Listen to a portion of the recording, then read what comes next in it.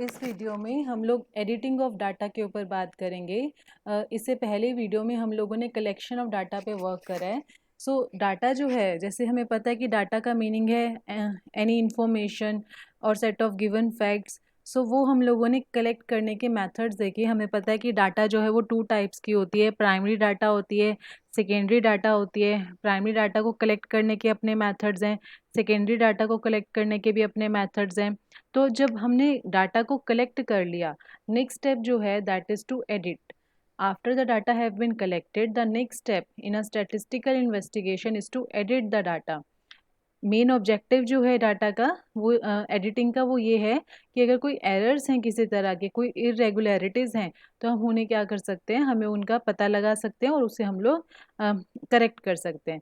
सबसे पहले हम लोग एडिटिंग ऑफ प्राइमरी डाटा की बात करते हैं कि सबसे पहले एडिटिंग ऑफ डाटा की इन्होंने यहाँ पे डेफिनेशन दे रखी है कि after collection of data, next step is the scrutiny of the collected figures. जो भी हम लोगों ने डाटा को कलेक्ट करा है, हम उसके एरर्स को चेक करते हैं, हम उसकी एक्यूरेसी को चेक करते हैं। कुछ पॉइंट्स हैं जो हमें एडिटिंग के लिए चेक करने चाहिए, तो इन्हें हम वन बाय वन अब डिस्कस कर रहे हैं। First is the editing for completeness. सबसे पहले मैं इसका भी बाय एग्जांपल आपको एक्सप्लेन करती हूँ कि सपोज़ मैंने किसी क्लास के स्टूडेंट्स पे कोई सर्वे किया एंड मैंने सपोज़ 50 क्वेश्चनरी जो हैं वो मैंने सर्कुलेट करे अमंग 50 स्टूडेंट्स। एंड मैंने ये चेक करा कि कुछ स्टूडेंट्स ने उन क्वेश्चनरी को कम्प्लीटली फिल ही नहीं करा।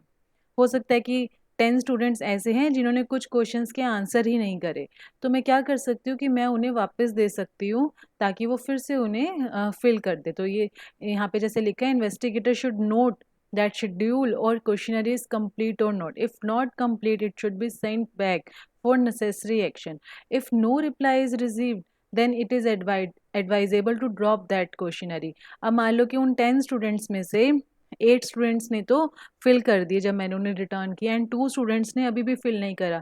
तो मैं क्या करूँगी, वो जो 2 क्वेश्चनरी हैं, जो उनके रिस्पॉन्सेज आए हैं, मैं उन्हें डिलीट कर दूँगी। मीन्स अब जो मेरा सर्वे होगा वो 50 की जगह 48 पे होगा। तो first is the editing for completeness. Second is editing for accuracy. अब जैसे कि हमने बोला कि हम एडिटिंग का मतलब ही यही है कि हम लोग एक्यूरेसी के लिए भी हम चेक करेंगे।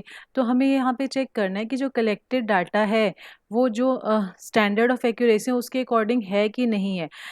जैसे कि सपोज़ हमने कोई क्वेश्चन है, उसका जो आंसर है हम लोगों ने मांगा है स्ट्रांगली एग्री, डिसएग्री या न्यूट्रल, इस तरह के 5 पॉइंट्स में माना है। अब मान लो कि किसी स्टूडेंट ने किसी पर्टिकुलर क्वेश्चन में 2 तरह के कॉन्ट्राडिक्टरी आंसर दे दिए। मान लो उसने स्ट्रांगली डिसएग्री पे भी साथ ही टिक कर दिया और स्ट्रांगली एग्री पे भी। तो वो जो है हमें उसे करेक्ट कराना पड़ेगा। तो एक्यूरेसी को चेक करने के लिए ऑब्वियसली जो एक्सपीरियंस है इन्वेस्टिगेटर का वो होना चाहिए उसके पास। Third is editing for consistency. In order to judge whether the return schedules are consistent, we must compare the answer with the question. हमें questions के answers को भी पता होना चाहिए, क्योंकि if the answer of two question appear to be mutually contradictory, it become essential to determine which of the either is correct. कई बार क्या होता है कि हमारे पास 2 सिमिलर तरह के क्वेश्चंस होते हैं और उनके दोनों के बिल्कुल ही अ, अगर हम कहें कि कॉन्ट्राडिक्टरी जो हैं वो हमें आंसर्स मिलते हैं, ठीक है। तो इस तरह के अगर कोई क्वेश्चंस हैं कि एक में तो सपोज़ किसी ने येस फिल करा और दूसरे में सपोज़ फॉर एग्जांपल मैं ऐसे बात करूं कि एक क्वेश्चन है कि are you having a job और नॉट, और सेकंड मैंने क्वेश्चन है how how much salary you draw.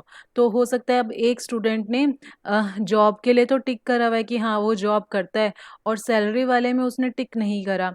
Means salary जो है उसकी मतलब उसने नील कर रखा है। तो दैट मीन्स ये कॉन्ट्राडिक्टरी होगा। तो हमें उसे थोड़ा सा कंसिस्टेंसी को चेक करना पड़ेगा कि अगर वो जॉब करता है तो उसकी कुछ ना कुछ तो सैलरी होगी, तो उसने वो क्यों नहीं फिल करी है, ठीक है।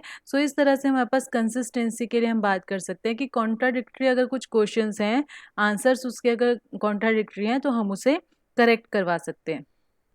एंड ऑब्वियसली टाइम कंज्यूमिंग तो रहेगा, क्योंकि हमें हर क्वेश्चन के आंसर्स के कॉरस्पॉन्डिंग हमें हर एक स्टूडेंट के मान लो कि एक क्वेश्चनरी में हमारे 10 स्टूडेंट्स हैं, सॉरी 10 क्वेश्चंस हैं, तो हमें हर क्वेश्चन के बारे में चेक करना पड़ेगा, जो थोड़ा सा डिफ़िकल्ट होगा। तो अगर हम किसी पर्टिकुलर क्वेश्चनरी में अगर हमें दिखता है कि सारे आंसर्स ही उसने ऐसे फिल करे हुए हैं, तो हम उस पर्टिकुलर क्वेश्चनरी को ड्रॉप कर सकते हैं। तो मीन्स हम उसे अपने सर्वे में इंक्लूड नहीं करेंगे। Next is editing for uniformity. Uniform word का मीनिंग जैसे मैंने पहले ही बताया कि एक जैसा। Investigator should ascertain whether the information supplied by respondent is uniform और नॉट। यूनिफॉर्म होनी चाहिए। जैसे कि यहाँ पे एक एग्जांपल दे रखा है कि अगर मान लो कि हम वेजेस की बात करें, वेजेस मीन सैलरी की बेसिकली अगर हम बात कर रहे हैं, सम रिस्पोंडेंट ने डेली वेजेस के बारे में बात कर लिया। अब जैसे मान लो कि मैं इनकम की बात कर रही हूँ या सैलरी की बात कर रही हूँ, अब कुछ ने तो क्या किया, डेली उनकी कितनी इनकम होती है वो लिख दी। अब कुछ ने क्या किया, वीकली, जैसे मान लो मैंने सिर्फ इनकम का कॉलम मेंशन करा हुआ, इनकम मेंशन करा हुआ, मैंने ब्रैकेट में ये लिखना मैं भूल गई कि मुझे मंथली इनकम चाहिए या वीकली इनकम, तो क्या होगा, इन्फॉर्मेंट हो सकते हैं कोई अपनी डेली इनकम लिख दे, हो सकता है कोई अपनी वीकली इनकम लिख दे, और कोई हो सकता है अपनी मंथली इनकम लिख दे।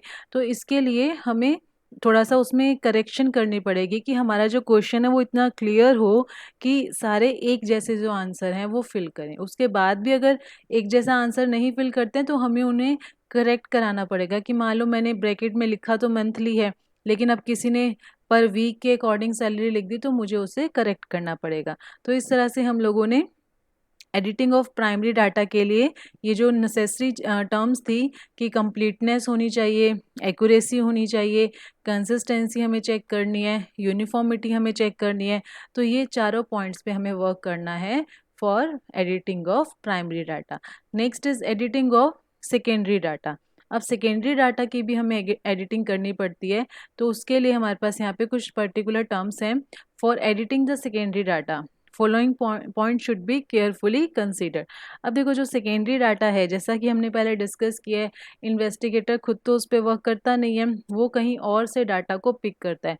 तो उससे पहले तो ये चेक करना पड़ेगा कि वो डाटा ओरिजिनली कलेक्ट कहाँ की गई थी, ओरिजिन ऑफ कलेक्टेड डाटा, फिर क्या मेथड अप्लाई किया गया उस डाटा को कलेक्ट करने में, उसके बाद किस टाइम इन्वेस्टिगेशन ही, मीन्स जैसे सपोज गवर्नमेंट ने अपनी कोई डाटा को कलेक्ट किया तो उसने कब कलेक्ट किया, क्या सर्कमस्टांसेस थे जब उसने कलेक्ट किया। डिग्री ऑफ एक्यूरेसी की हम बात करेंगे कि एक्यूरेसी जो है वो है या नहीं है। मेजरमेंट, यूनिट ऑफ मेजरमेंट, किस यूनिट में उसे मेज़र किया गया है। जियोग्राफिकल एरिया, किस एरिया में वो बेसिकली क्या किया गया है, जियोग्राफिकल एरिया जो है किस एरिया में हमने उस डाटा को कलेक्ट किया है। एंड टेस्ट चेकिंग, ये थोड़ा हायर लेवल पे है कि स्टैटिस्टिकल डाटा को हम लोग कई टेस्ट के कॉरस्पॉन्डिंग हम वर्क करते हैं, वो काई स्क्वायर टेस्ट वगैरह होते हैं, वो आपके कोर्स में नहीं है। बेसिकली हमें क्या करना है, डाटा को इन सारे पॉइंट्स के कॉरस्पॉन्डिंग बात करनी है कि हमें एडिटिंग जब हम कर रहे हैं सेकेंडरी डाटा की, तो हमें इन पॉइंट्स पे काम करना है कि उसका ओरिजिन हमें पता होना चाहिए, क्या मेथड अडॉप्ट किया गया, टाइम कितना लगा, सर्कमस्टांसेस क्या थी, एक्यूरेसी, सो डैट हम उसकी भी एडिटिंग कर सकें। सो यहाँ पे data are to be used only when they are found satisfactory. अब मान लो हमने कोई गवर्नमेंट की डाटा कलेक्ट करी एंड मुझे जो है वो एट रिसेंट कुछ सर्वे चाहिए, मान लो मुझे 2020-21 का कोई सर्वे चाहिए कि मैं वहाँ पर 2020-21 में जो स्टूडेंट्स हैं उनकी रीडिंग हैबिट्स के बारे में जानना चाहती हूँ, ठीक है। और अगर मैं गवर्नमेंट का कोई सर्वे किया है गवर्नमेंट ने पहले, और उसकी डाटा को चेक करूँ, मान लो उसने गवर्नमेंट ने सपोज 2013-14 में कोई सर्वे किया था, मैं जो चाहती हूँ वो मैं लेटेस्ट चाहती हूँ, तो मैं उस पर्टिकुलर डाटा को अपने सर्वे के लिए यूज़ नहीं कर सकती। तो यही चीज़ें हैं एडिटिंग में। तो इस तरह से हमने इस वीडियो में एडिटिंग की बात करी, editing of primary data as well as editing of secondary data.